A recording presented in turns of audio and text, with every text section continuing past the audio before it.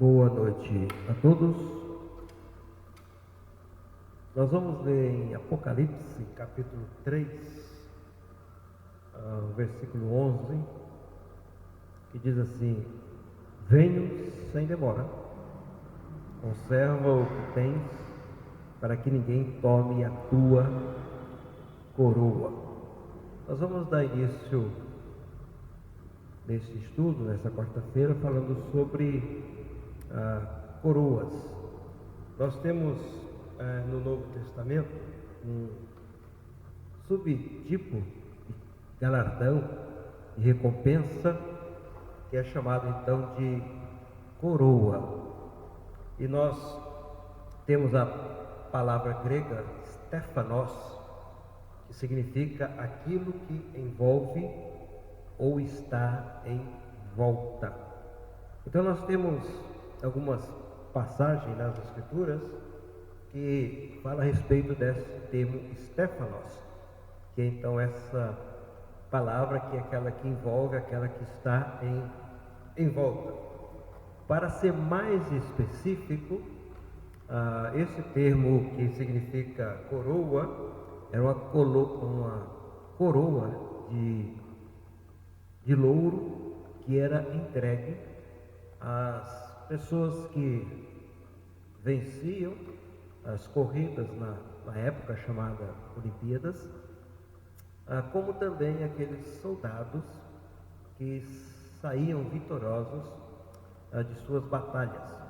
Então eles recebiam essa espécie de coroa, que era então chamada pelos gregos Stephanos, que era algo que envolvia ou dava volta, que realmente era uma coroa de louros. Então se dava como premiação, como recompensa ou um galardão àquele que saiu vitorioso, quer seja numa competição olímpica, quer seja numa batalha ou numa guerra. Essa palavra nos remete a uma palavra bastante conhecida no nosso português, que é grinalda ou girlanda, que são diferentes dessas coroas que eram usadas pelos reis. Então, a palavra que é usada de coroa para os reis era diadema. Então, somente os reis tinham essas diademas. Nós gostaríamos de fazer essa diferenciação para nós podermos compreender o nosso estudo sobre galardão. O versículo que nós lemos aqui: venho sem demora, conserva o que tens, para que ninguém tome a tua coroa. Aqui não está falando a respeito da perda da vida eterna, mas de um galardão ou de uma recompensa. Então, Stephanos, a coroa, era dada mediante um merecimento. Então, a pessoa, como nós já mencionamos, ou saindo vitoriosa de Jogos Olímpicos ou de uma batalha, de uma guerra, ela então recebia essa Stefanos. É bastante interessante notar que esta coroa era uma coroa que tinha pouca duração, devido à forma que era confeccionada, né? Era ali folhas de louro, então elas eram feitas nesse formato, né? Que a própria palavra Stefanos, aquele que envolve, então se fazia aquilo e se colocava na cabeça. Então a duração dessa coroa era pouca duração. E quando nós olhamos no Novo Testamento, nós vamos encontrar esse termo nos Evangelhos, quando eles teceram uma coroa, no caso lá do Senhor, uma coroa de espinhos, certo? Então o Stefanos era uma coroa, algo que envolvia, colocando sobre a cabeça do Senhor.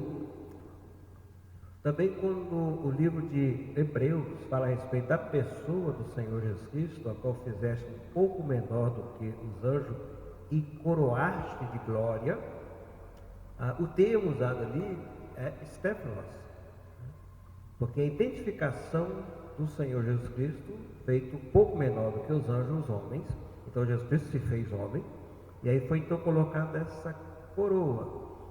Mas quando nós observamos no livro de Apocalipse, no capítulo 19, aquele que vem montado num cavalo branco, lá a figura da pessoa do Senhor Jesus Cristo, em Apocalipse 19, eles têm na sua cabeça várias diademas, ou várias coroas que eram usadas somente pelos reis.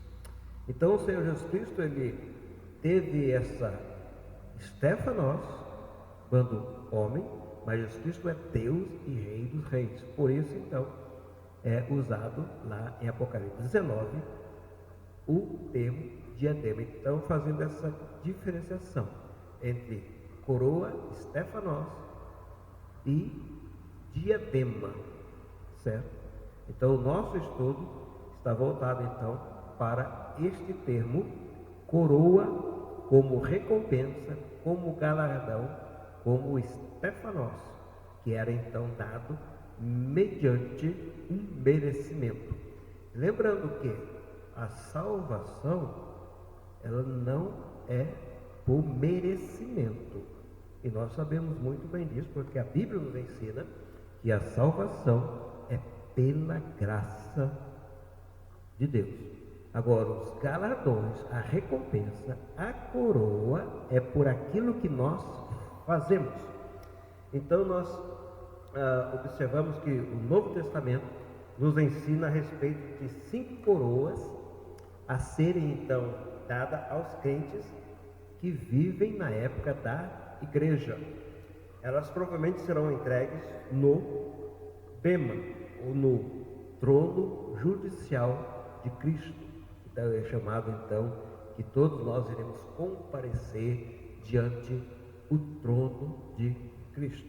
E fazendo uma diferenciação aqui também, que o bema, o trono de Cristo, ele é então para os salvos, onde as suas obras serão julgadas e receberão os galardões, certo? Não é o grande trono branco de Apocalipse, certo? No capítulo 20.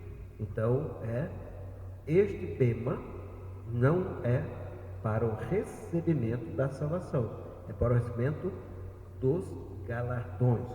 E nós vemos isso com clareza quando o apóstolo Paulo nos ensina lá em 1 Coríntios, 1 Coríntios no capítulo 3, 1 Coríntios capítulo 3, a qual Paulo então nos ensina acerca deste galardão, desta recompensa ou desta coroa. Versículo 11: porque ninguém pode lançar outro fundamento além do que foi posto, qual é? Jesus Cristo. Contudo, se o que alguém edifica sobre o fundamento é ouro, prata, pedra preciosas, madeira, feno e palha, manifesta se tornará a obra de cada um, pois o dia a demonstrará. Meus irmãos podem observar na sua Bíblia que o dia aqui está com letra maiúscula. Então, aquele dia em que as obras dos salvos serão julgadas, porque está sendo revelada pelo fogo, o qual seja a obra de cada um, o próprio fogo o provará. Se permanecer a obra de alguém que sobre o fundamento edificou, que quem é o fundamento? Versículo 11: porque ninguém pode lançar o fundamento além do que foi posto, qual é? Jesus Cristo. Então, se permanecer a obra de alguém que sobre o fundamento edificou, sobre Cristo edificou, certo? Esse receberá galardão. Então, o termo usado aqui é recompensa, galardão. Se a obra de alguém se queimar, sofrerá ele dano, mas esse mesmo será salvo, todavia, como se através do fogo. Não sabeis que sois santuário de Deus e que o Espírito de Deus habita em vós? Se alguém destruir o santuário de Deus, Deus o destruirá, porque o santuário de Deus que sois vós é sagrado. Então, através do corpo do santuário, que nós somos santuário de Deus, habitação do Espírito Santo de Deus, nós então realizamos algo para o Senhor sobre o fundamento que é Cristo. E aí temos aqui ouro, prata e pedra preciosa. Isso, passando pelo fogo, não sofrerá dano. Mas quando nós realizamos, embora seja sobre o fundamento que é Cristo, mas essa obra que nós realizamos é madeira, feno e palha, passando pelo fogo, logo vai se queimar, sofrerá dano. Mas, todavia, esse mesmo será salvo, como que se através do fogo. Então nós perdemos o galardão, mas não perdemos a salvação, certo? Então, esse ensinamento aqui no Novo Testamento, ele então nos faz aí lembrar que nós somos o santuário do Deus vivo e que através do nosso corpo nós vamos realizar boas obras, vamos realizar então algo para o Senhor sobre o fundamento que é Cristo, e nós iremos receber recompensa ou galardão por isso. Então, como nós já mencionamos, quando será entregue este galardão, essa recompensa, será então no tribunal de Cristo. É só para nós entendermos esta escatologia, o tribunal de Cristo ocorrerá quando então a igreja for arrebatada e estará então lá nos céus. A ordem que nós temos, dois acontecimentos da igreja ser arrebatada antes de voltar no final da tribulação, para reinar por 1000 anos. Esses dois acontecimentos que a Bíblia destaca é o recebimento dos galardões e as bodas do Cordeiro. Certo? Mas nós não temos essa ordem. Será primeiro, vamos receber os galardões, aí depois iremos ter as bodas, ou teremos as bodas do Cordeiro, ou depois os galardões, não é? Então tem alguns aí que dizem que será primeiro os galardões, o Bema, o Tribunal de Cristo, aí nós receberemos os galardões, aí nós estaremos ali então celebrando conforme a Bíblia nos informa lá em Apocalipse 19, então as bodas do Cordeiro, certo? E alguns vão dizer, não, vai acontecer as bodas e depois eu creio que haverá primeiramente o Bema, ou Tribunal de Cristo, aí depois segue-se as bodas do Cordeiro. Então, no bema, ou no tribunal de Cristo, é que nós iremos receber os galardões, certo? Ou a recompensa são as coroas. Então, nós vamos aqui em 2 Timóteo 4:8, e também o estudo sobre coroas, os irmãos vão poder ver que alguns vão iniciar com uma coroa, outros vão iniciar com outra. Eu escolhi essa ordem aqui, porque em 2 Timóteo 4:8, nós vamos ler 2 Timóteo 4, versículo 8. Então nós vamos ver o apóstolo Paulo ali prestes, né, a partir. Ele me diz: quanto a mim, estou sendo já oferecido por libação, e o tempo da minha partida é chegado. No versículo 6. No versículo 7 ele diz: combati o bom combate, completei a carreira, guardei a fé. Versículo bastante conhecido. E o versículo 8: já agora a coroa da justiça me está guardada, a qual o Senhor reto juiz me dará naquele dia. Lembra? Dia com letra maiúscula. E não somente a mim, mas também a todos quantos amam a sua vinda. Então nós temos aqui a coroa da justiça entregue a todos quanto amam a sua vinda. Então esta coroa, ela será entregue aos santos, mas aqueles que amaram a sua vinda. Recentemente, no congresso nosso da associação, o pastor Edson Naves, conhecido de alguns irmãos aqui da igreja, pastor da igreja, foi pastor da igreja Maranata em São José dos Campos, hoje está lá na comunidade pastoreando. Então ele foi o preletor da nossa associação. Ele enfatizou numa das suas mensagens acerca deste galardão, ou desta coroa, não é? E amar a sua vinda. Até ele mencionou que antigamente havia muitos cânticos, não é? Ele mencionou até alguns do Melogias, do Maranata, e também do Cânticos Alegres, a qual ele mesmo disse que sentia saudade. E esses cânticos então estavam sempre voltados para a vinda do Senhor. Nós temos também alguns hinos do cantor cristão, né, que também falam a respeito então da vinda do Senhor. Mas parece que este fato que está prestes a acontecer, ele não faz parte então da vida dos salvos hoje. É bastante interessante notar que os primeiros cristãos tinham como cumprimento a palavra Maranata, né? Com aquele anseio, com aquele desejo ardente, ora vem Senhor Jesus. Mas infelizmente nós estamos muito contentes com este mundo, não é?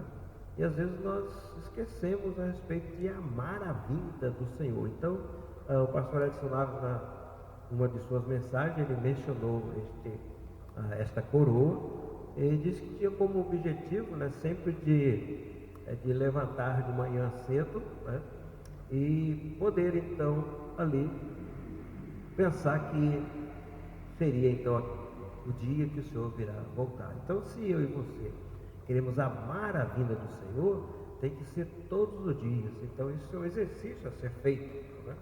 Levantar de manhã, né? E como diz um hino, né? Talvez seja hoje, né? Então pensar nesta vinda do Senhor, porque a vinda do Senhor que nós aguardamos, né? O Senhor vir arrebatar a sua igreja no arrebatamento, é onde então todas as coisas pertencentes a essa vida, todo o sofrimento, toda a dor irão cessar. Então nós não temos, né, a experiência do que realmente é para os salvos a vinda do Senhor. É bem melhor do que nós podemos imaginar, e aquilo que a palavra nos ensina. Então a coroa da justiça entregue a todos quanto amam a sua vinda. Então, o desafio para mim, nesta vida, é procurar sempre amar a vinda do Senhor. E também que você possa fazer esse desafio, né? A vinda do Senhor. Hoje parece que está mais fácil, né? Porque nós estamos passando por esse momento difícil, conturbado, com essa pandemia, né? Toda a nossa sociedade abalada, então fica mais fácil. A vinda do Senhor vai resolver tudo isso, né? Mas quando a gente está tudo bem, tudo tranquilo, parece que a vinda do Senhor fica tão distante. Tá? Então, desde agora, a coroa da justiça está guardada, a qual o Senhor, reto juiz, me dará naquele dia, não somente a mim, mas todos quanto amarem a sua vinda. Em 1 Tessalonicenses, nós vamos, eu já preguei, né, nesse texto algumas vezes, né, mas é um texto que realmente nos faz aqui nos pensar na vinda do Senhor. Inclusive alguns títulos desse texto, que é a partir do versículo 13 até o versículo 18, ele vai falar assim: a situação dos mortos em Cristo e a vinda do Senhor. Então, lembrando que Paulo escreve à igreja de Tessalônica, a ênfase do apóstolo Paulo, tanto na primeira como na segunda carta, é esta, a vinda do Senhor. Então, não queremos, porém, irmãos, versículo 13 de 1 Tessalonicenses capítulo 4, não queremos, irmãos, que sejais ignorantes com respeito aos que dormem, para não vos entristeceres com os demais que não têm esperança. Pois se cremos que Jesus morreu e ressuscitou, assim também Deus, mediante Jesus, trará em sua companhia os que dormem. Os que dormem que os que morreram. Ora, ainda vos declaramos por palavra do Senhor, isto nós, os vivos, o que ficamos, até a vinda do Senhor, de modo algum precederemos os que dormem, os que morreram. Porquanto o Senhor mesmo, dada a sua palavra de ordem, ouvida a voz do arcanjo e ressoada a trombeta de Deus, descerá dos céus, e os mortos em Cristo ressuscitarão primeiro. Depois nós, os vivos, o que ficamos, serão arrebatados juntamente com eles. Com quem? Com eles, com os mortos em Cristo, que serão ressuscitados primeiro, estarão lá nos ares.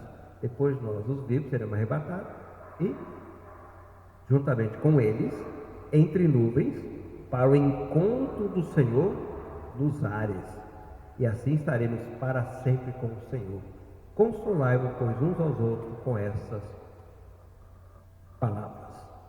Então, esse texto aqui, então, nos dá aqui um vislumbre realmente da vinda do Senhor.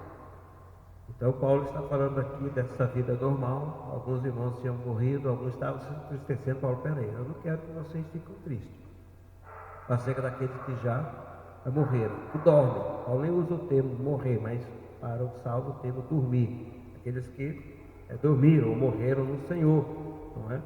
Porque se nós cremos que Jesus morreu e ressuscitou, e Cristo é a primícia da ressurreição, assim também Deus, mediante Jesus, trará em sua companhia os que morreram, os que dormem. Então Paulo está aqui destacando este fato da vinda do Senhor, tanto para os que morreram, para os que estão salvos. E aqui o acontecimento é o quê? O arrebatamento da igreja. E aí o termo ali, nós seremos arrebatados juntamente com eles, e aí nós estaremos para sempre com o Senhor. Só para nós entendermos um pouco desta escatologia que nós cremos, né? Que nós somos pré-tribulacionistas, ou seja, o arrebatamento da igreja acontece antes da tribulação, por isso é pré-tribulacionista. Então nós sabemos que a igreja será arrebatada, haverá manifestação do anticristo sobre a face da terra. E aí então, enquanto os acontecimentos que vão de Apocalipse 4 até o final do capítulo 18 de Apocalipse. E aí nós teremos dois eventos que nós já mencionamos, que é o Bema, o Tribunal de Cristo, as boas do Cordeiro, para os que estão com o Senhor. Aí no final da tribulação, e aí conforme Apocalipse 19, aí verão os seus santos, que é a igreja arrebatada, virá com o Senhor, aí então para estabelecer o período de 1000 anos sobre a terra, Apocalipse 20, que é então o milênio, certo? Então nós somos aí, estaremos, melhor dizendo, com o Senhor para sempre. Então depois de sermos arrebatados, nós estaremos sempre com o Senhor, lá nos ares, vindo para reinar com Ele 1000 anos. Aí depois do 1000 anos, completar os 1000 anos, novo céu, nova terra, aí estaremos para sempre com o Senhor. Então esse resumo da vinda do Senhor para nós nos leva para uma vida de santidade. Então, o quanto amarem a sua vida. Então, quando nós amamos a vinda do Senhor, nós vamos viver uma vida de santidade. Nós iremos encerrar por aqui. Ainda vamos continuar, né? Falando sobre a coroa da justiça entregue àqueles que amarem a sua vinda, dando ainda mais alguns destaques. Então, vamos parar por aqui. Na próxima quarta-feira, se Deus assim nos permitir, nós iremos dar continuidade ao nosso estudo. Na verdade, o nosso desejo, o nosso anseio é que nesse mês de julho já estaria tudo normal, nós estaríamos aqui com o culto presencial, mas ainda não é possível.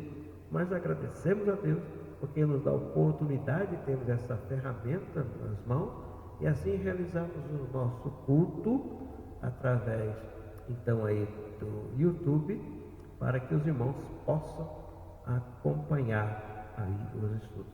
Oremos. Nosso Deus e Pai, agradecemos ao Senhor por mais esta noite que nos concedeu de podermos iniciar esse estudo sobre o galardão, sobre a coroa, a qual o Senhor tem reservado para nós os salvos.